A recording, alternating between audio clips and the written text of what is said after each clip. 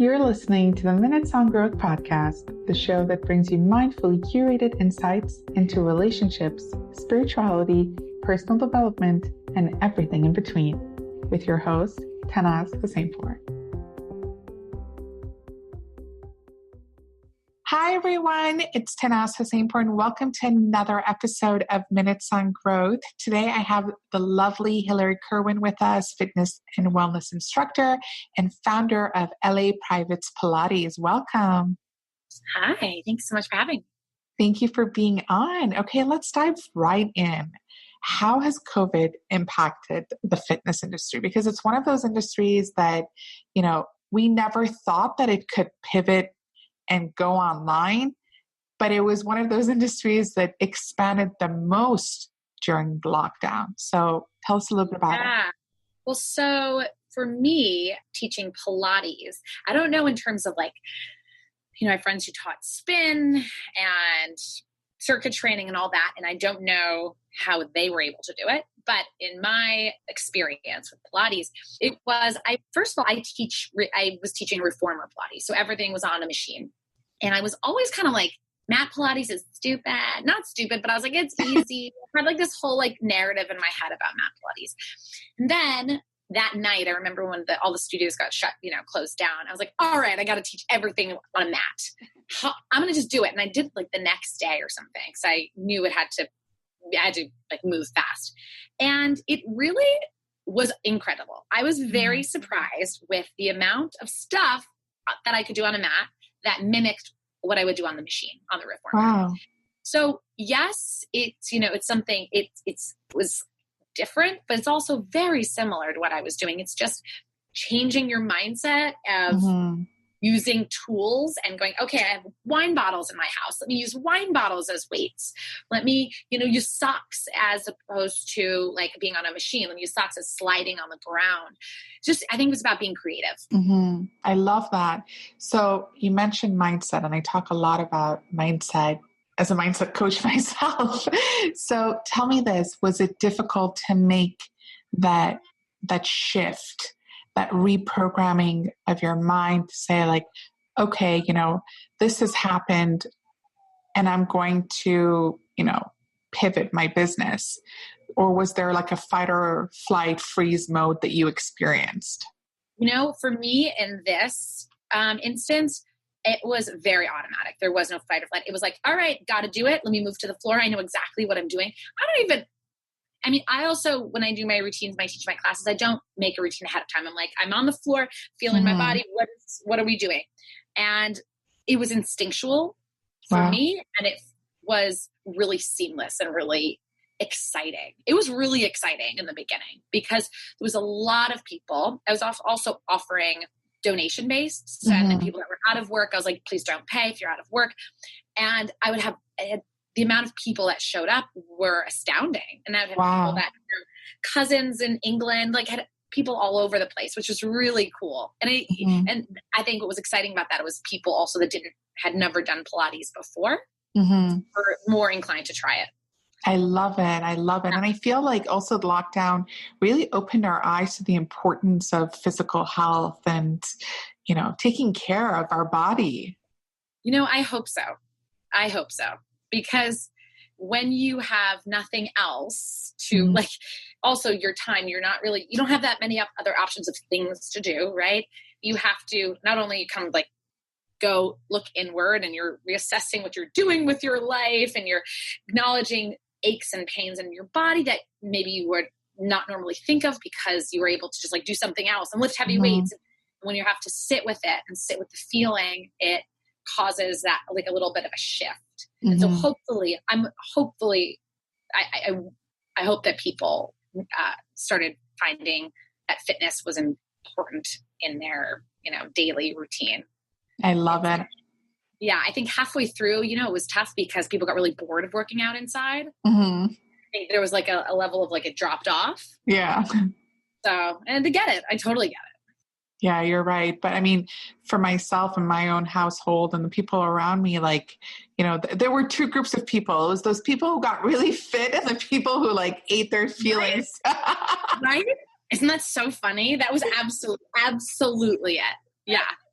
It's like one way or the other. Yeah. Amazing. Okay. Tell me, what are your top 3 fitness tips?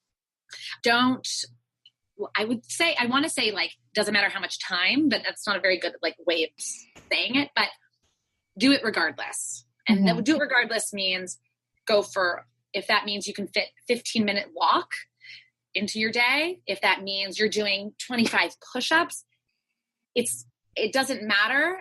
I think we think if we can't do a full hour, what's the point?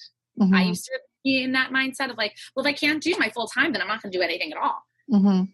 And that would be my first thing is to, like, shake that off of like, it has to be a certain thing, a certain idea in your head. No, fit it in whatever capacity that is. Second fitness tip is listen to your body. If something is hurting or pain, you don't do it, or you learn different ways to approach the exercise that you're not in pain. And then third thing is accountability. I think when I mentioned before, people like to, I remember in the beginning, everyone's like 5 times a week. Yes, I'm excited. And then it was like month 2 and I was like, where did everyone go?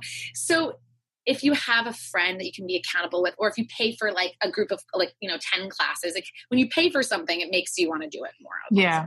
So you pay for it, or you have a personal trainer. You're like, well, I'm not going to show up. It was $100 or something. I got to show up.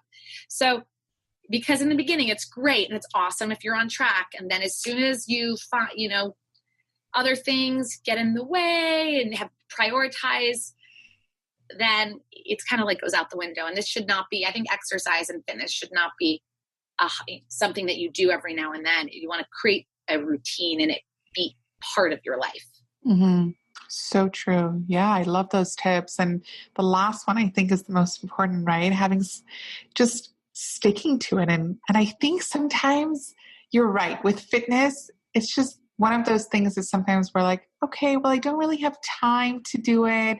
We don't think of it as a non-negotiable when it should be a non-negotiable. Isn't that so interesting? Yeah. Like I think of it as non-negotiable, even if I didn't teach it. I think maybe certain people, like I was a gymnast growing up and then a soccer player, and fitness. So that was exercise. And I was working out from a very young age, and my parents worked out a lot. And we'd go to the gym on vacation. Like that was part of the routine, So when it's part of your life, you go, well, I can't say that that's my priority of mine. That's part of my, like how I can survive every day. And I think a lot of time it just is like, I think we think of it as like an extraneous activity. It's like, oh, let's hopefully have a workout in. Yeah. I mean, you're right. It's all about the mindset shift and realizing the importance of it and like kind of ingraining that into our subconscious mind that, our bodies are temple. We kind of need to take care of it the same way we take care of, our hair or our nails and all of that. Totally. Absolutely. Yeah. Amazing. Okay. So you gave us your top 3 tips. What would be your biggest no-no when it comes to wellness?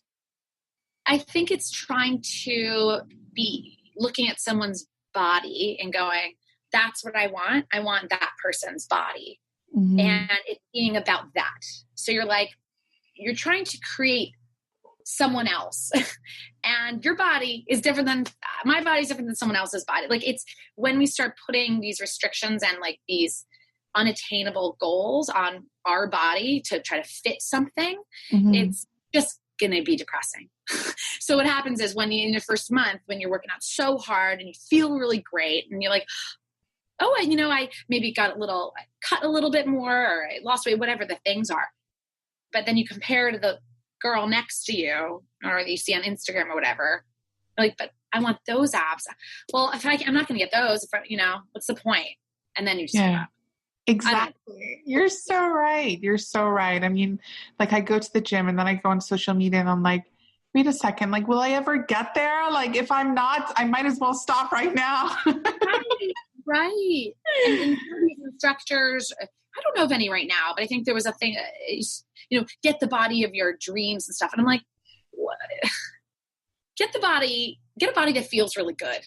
I don't know. I don't think there's a way to like sculpt all of ourselves to look have this certain shape. Like I'm very narrow. And so I can't have this like tiny waist and little hips because my body is not built like that. I have other things, but yeah, that's my no-no is comparison. Amazing. That was such a good no-no. That was so good. Okay. So tell me this, what is the one common myth that people have about Pilates, and like, how would you like to debunk it? Sure. So I feel like every date I've ever been on and a guy told them I teach Pilates, they're like, oh, like yoga, right? Nothing like yoga. It is not even in the same family, maybe because there's a mat and I'm using my body, short, but nothing like yoga. Totally different form of like art for, exercise, whatever that is. And what I teach is not contemporary, like classical Pilates. Classical Pilates, there is smaller movements that are a little bit more still focused in breathing and alignment. Mine is more strength-based Pilates. So you are working up a sweat and you are putting a lot of strain on muscles by using body weight or TheraBands and stuff like that. But it's a workout rather than a way to just static stretch the body. Wow. Amazing. Okay. So, you have your own business. So you're the founder of LA Privates Pilates.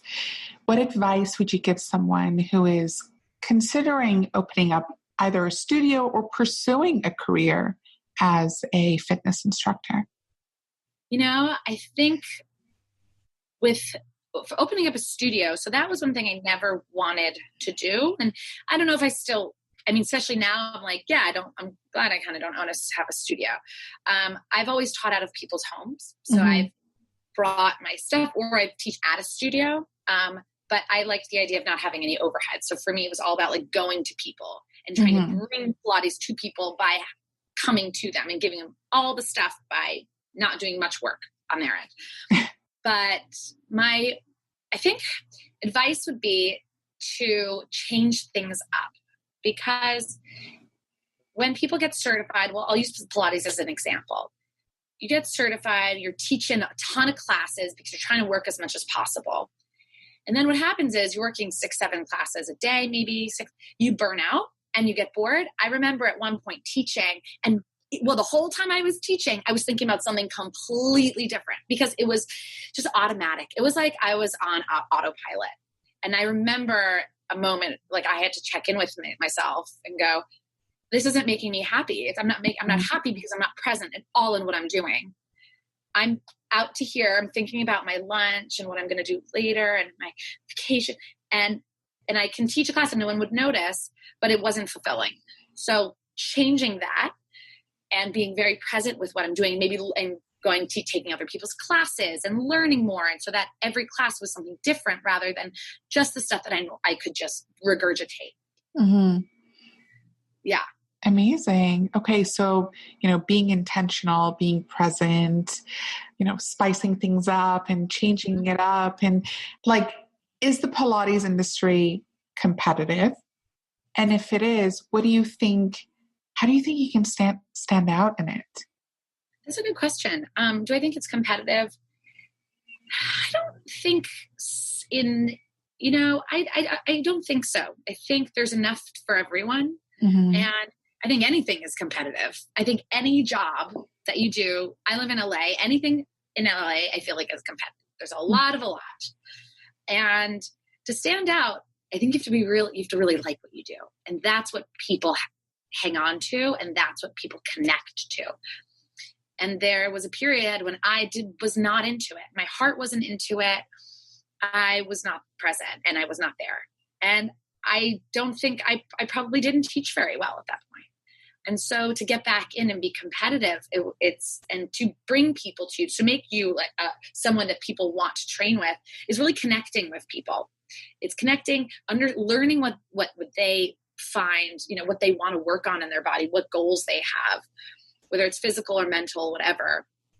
Giving people the time of day after, like having a conversation. I think that was I underestimated that. Wow. Yeah. When was the moment that you're like, okay, this is what's missing? I think it was maybe 3 or 4 years ago. I think I went through my existential, I was like, I don't know what I want to do anymore. I don't know why I'm here. And I was in therapy. I think therapy's the best. And I was just really honest with myself. I was like, okay, why am I not happy at this moment?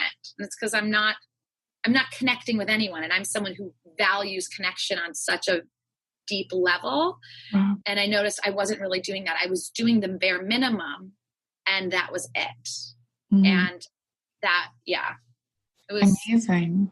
Yeah. Amazing. Okay. Thank you so much for being so vulnerable about that and for sharing that.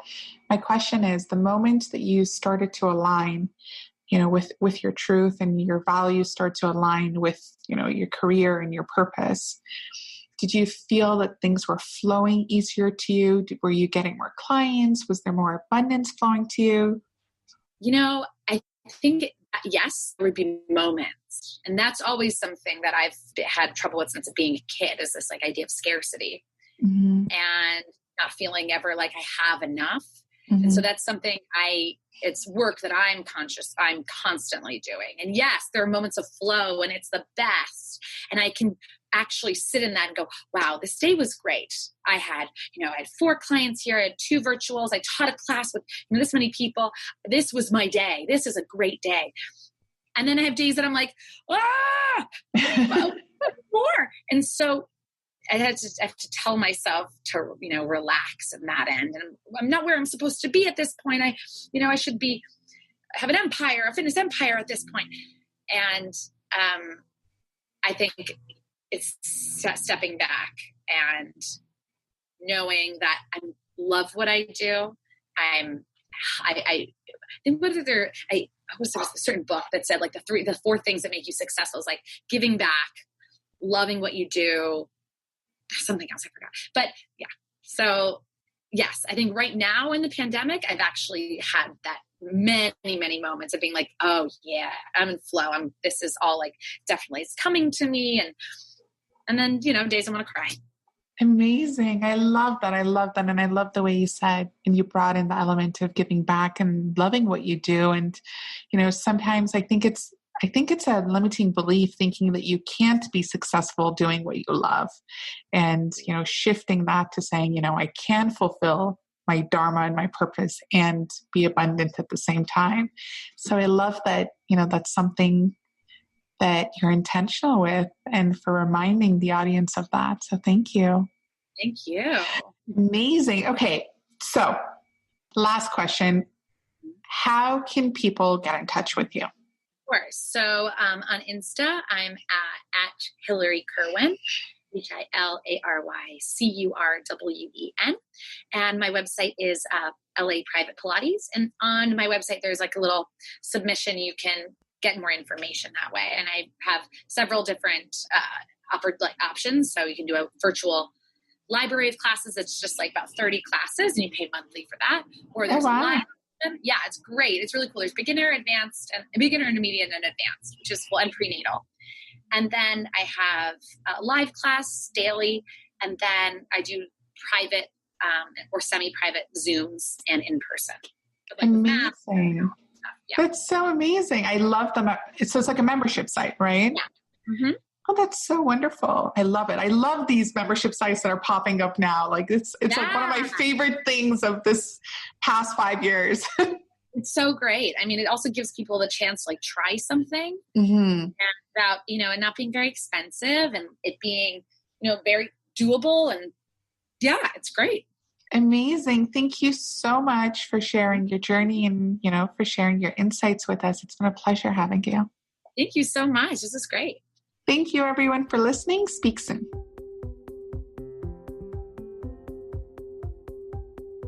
Thank you for joining us this week on Minutes on Growth. If you enjoyed today's episode, then make sure you never miss a show by clicking the subscribe button now.